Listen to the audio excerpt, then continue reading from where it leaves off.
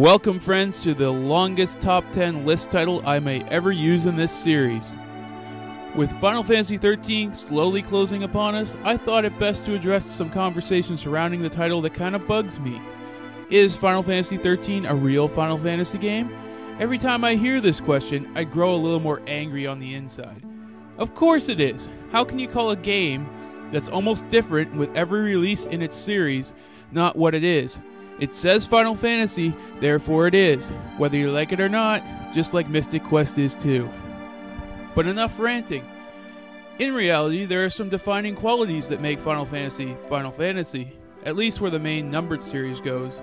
This list will explore what I believe those top 10 things are.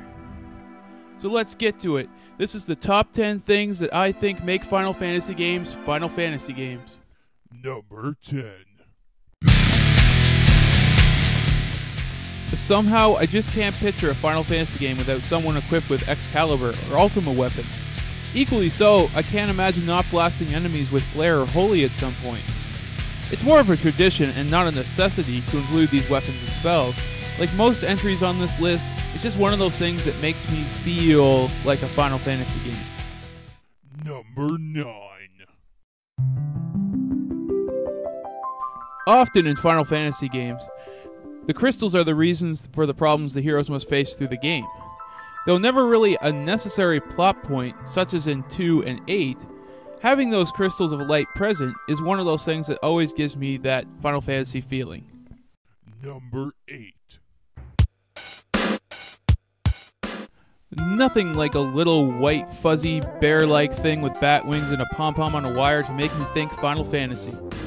Though never necessary to the story, except for Mog. Mog was awesome. The Moogle is at home in the Final Fantasy games, even though they tend to jump series every now and then. Number 7. Somehow I just can't think about Final Fantasy without thinking about Chocobos too at some point in the process. Can't say I'd be terribly upset if they weren't in the game with a Final Fantasy title attached, but I also can't say it wouldn't feel complete without those big yellow birds around. Again, one of those things that's a tradition. Number 6. The role of the summons has increased with each Final Fantasy title in the series. In fact, I'd love to see what would happen if they weren't in the next game. But it's to the point now where you expect summons to rank on the top of your spellcasting tier. And therefore, it just wouldn't feel the same without them. It's not just tradition anymore, it's a whole type of system in the games. And a Final Fantasy game without summons might feel a little gameplay light compared to the others. Number 5. Okay, so it's really just a tradition, but how hard is it to name a character Cid? It's not.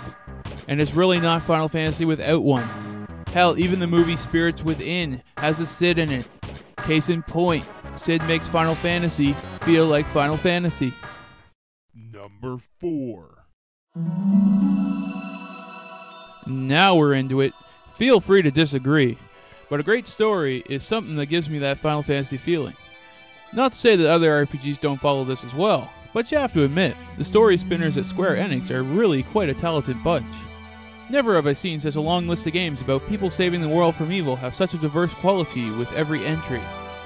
The stories in Final Fantasy games, even the less thought out and silly, are classic and golden every time for various reasons. Number 3. Now, I know this list might seem like a bit of repetition from my last video, but come on, you really can't argue a fact. It's not really a Final Fantasy game without an epic score to back it up. No matter who does the music from now on, as long as they continue to use the main themes of the series, I'll be a happy player. Number 2.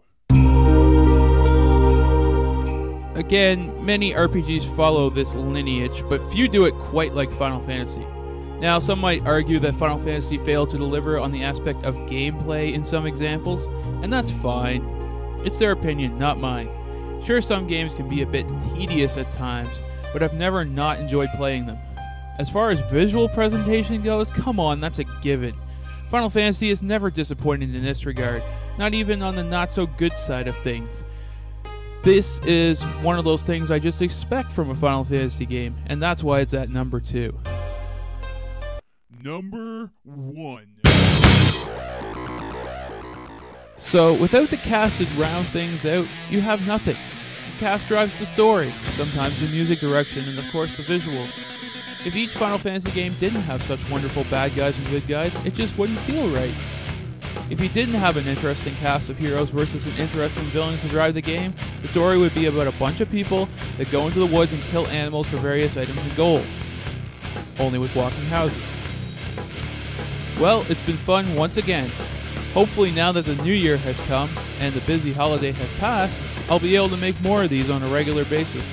Until then, we sit and wait for 13.